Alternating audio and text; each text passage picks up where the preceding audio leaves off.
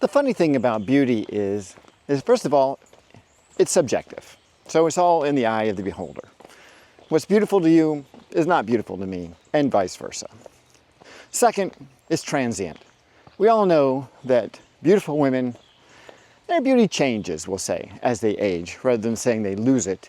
It definitely changes. Thirdly, standards of beauty change by the era. So for example, in the 1950s, Marilyn Monroe's figure and her style was the standard of beauty. Well, that was not the case in the 1970s. And it's certainly not the case in the 1990s or even today. I mean, who would have ever guessed that the Kardashians would have been a standard of beauty with their big butts, their puffy lips, and their figures the way they are.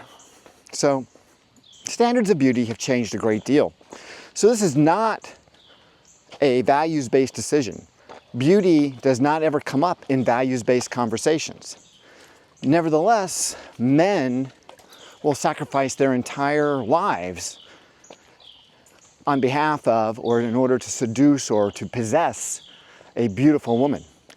They will make really bad decisions. They will put themselves in vulnerable positions. They will pay enormous amounts of money. They will compromise on other values. They'll even sacrifice other important relationships. So why is this happening? I think I have a pretty good understanding of it. This is something that we all need to be really aware of, because a pretty smile, a pretty figure, and whatever it is about that particular girl that pushes your button is a red flag. And we don't recognize it when we see it, because we are so enamored with the idea that this standard of beauty finds us attractive in any way, shape, or form. And I guess it has to do with our low self-esteem or who knows what. But we definitely make a lot of exceptions to our rules in order to accommodate having a beautiful woman in our lives. Let's talk about it.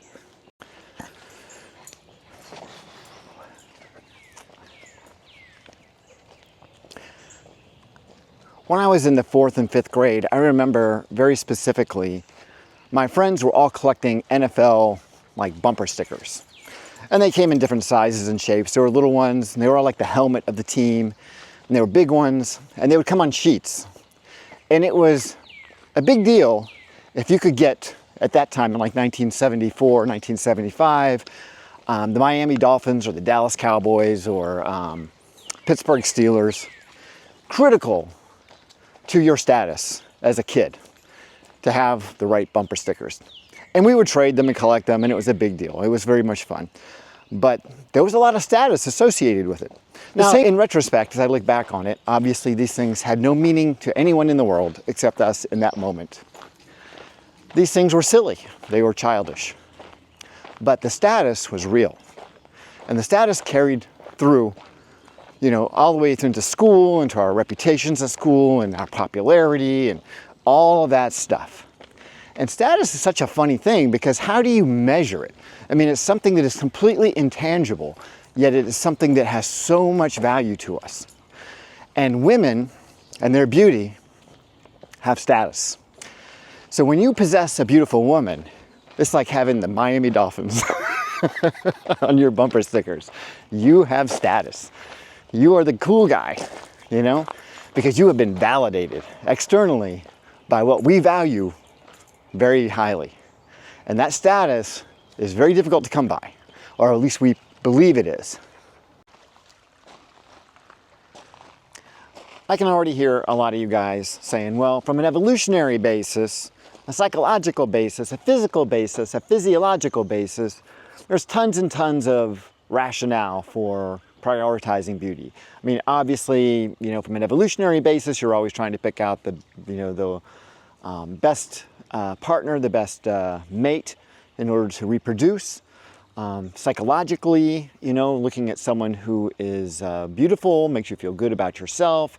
Physiologically, there's a certain amount of enjoyment that comes from it. There's the hormones. There's the flush of excitement that comes from it. So there's a ton of reasons why we as men, consciously or unconsciously, prioritize beauty to some extent.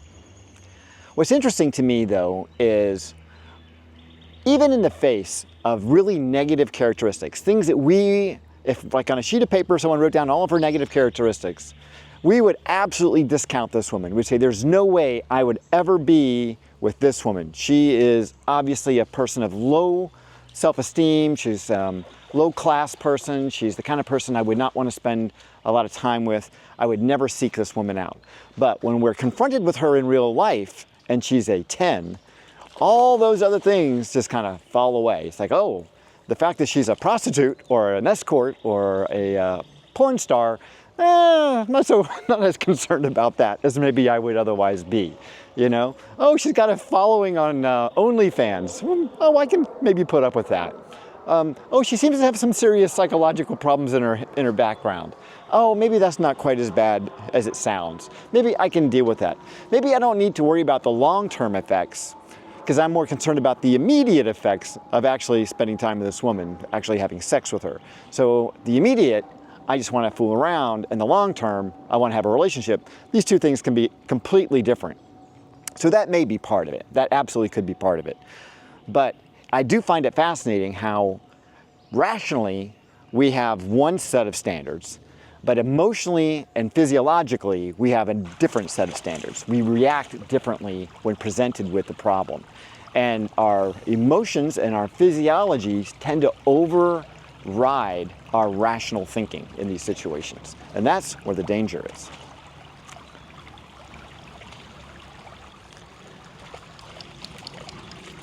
So you have to remember that society values beauty, and it always has. It's not just a recent thing. It's not just social media. This goes back, Egyptian times. This goes back to the beginning of civilization. We have always placed a value, a premium on beauty.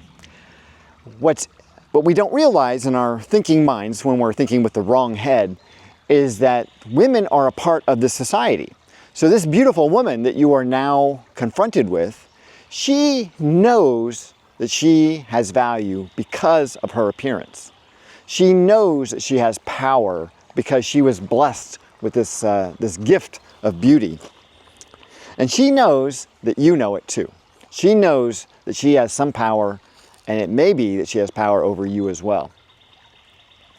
Once she gets an inkling that she does have power over you, that her beauty is enchanting you, that you are falling for her, she understands that she now has the power to control you, to manipulate you, to get what she wants from you.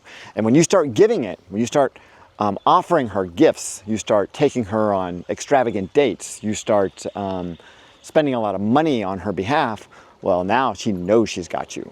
You are wrapped. You are whipped. Now, your rational mind is not involved in this process at all. This is all coming from that psychological, physiological, emotional mind, that lower value mind, we'll call it. You're thinking with a smaller brain. And it's making all these decisions on your behalf. And what's interesting is a lot of guys, when I'm talking to them, when they're away from her and they're reflecting back on the situation, they can see it. They know it. There were tons and tons of red flags. They knew they were there the whole time. But when they're with her, it's a different story. It's a different story altogether. It's like, it's like driving that Ferrari or that 911, GTS. You know this thing's a pain in the ass to take care of. You know you can't park it anywhere. You know that the oil changes are going to cost you $500. You know that each tire is going to cost you $1,000. You know that this thing is high maintenance. This is a high maintenance car. It is not practical. It is not a daily driver. This is not the car that you want in your garage most of the time. But every once in a while, it's fun to take her for a spin.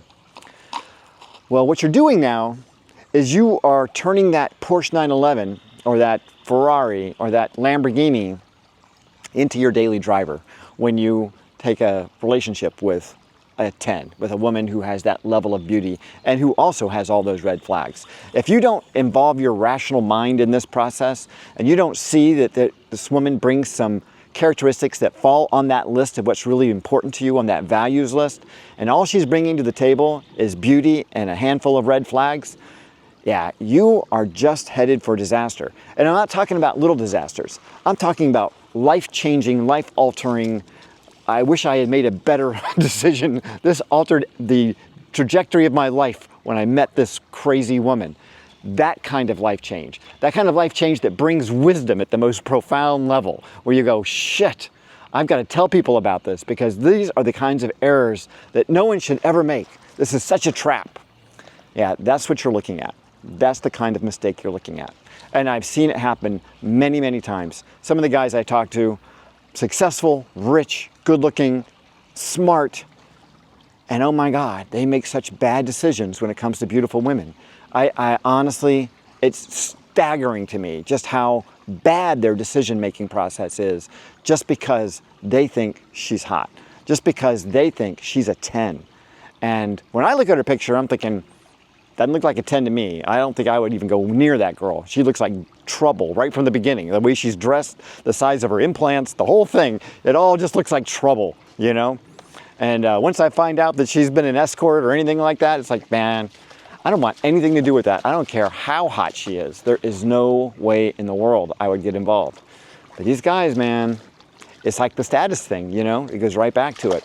It's owning that beautiful piece of art. It's owning that beautiful car. It's owning that beauty. And they just can't help themselves.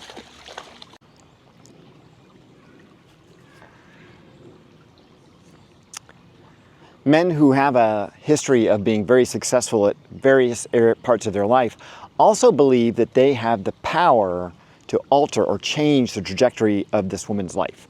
They think that if they can own her, if they can have her in his life, that they can control her, that they can somehow alter the trajectory of her behaviors and redeem her in some way.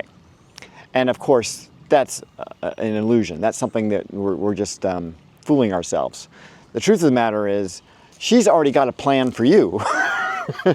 And it has nothing to do with redeeming her qualities. She's thinking about how she's going to get her hands into your pockets deeper and deeper, and how she's going to wedge herself into your life so that she can have the benefits of a long-term relationship with you and maybe even a marriage with you. And she's going to play you in a very meticulous way. You see, the thing that we don't realize about a lot of these low-quality women, women who have a history of really behaving badly, is that they come from these low-quality backgrounds. So their behaviors are a manifestation of their past. Their character has been driven into them when they were young. So they may have experienced, PTSD as a result of abuse. They may have grown up in poverty. They may have had a lot of lack in their lives. And not that to say there's anything wrong with that kind of an upbringing. I mean, certainly a lot of great people have come from that kind of an upbringing, but it's what you do with that and how you overcome it that is a reflection of your character. So if you go into prostitution to get yourself out of poverty, and then you stay in that prostitution even once you start achieving some level of wealth, let's say you start to become successful, well, that is an indication that perhaps your relationship to intimacy is distorted, and that you conflate intimacy with a way of achieving financial success. And in dealing with a real healthy relationship with a man, it's impossible for a man to know whether or not you are approaching this from an authentic place as a woman, and whether you are truly expressing some emotional, attachment to the guy, or whether it's just another John. It's just another guy that you're using to get money. And I would argue that in the vast majority of cases, not in all, but in the vast majority of cases, when you come across women who have used their sexuality, they've objectified themselves in some way to achieve something, that it's hard to break them of that. That works for them. It's an easy path. It's something they didn't have to work for. God gave it to them right at birth. They had the beauty. They have leveraged it through their entire life. Very difficult to shake that one off and then suddenly turn into a high character, high value woman. So yeah, you got to really be careful about that. Beauty is as beauty does. That was my mother's way of reminding me that beauty is in the eye of the beholder and that it has no value except the value you place on it.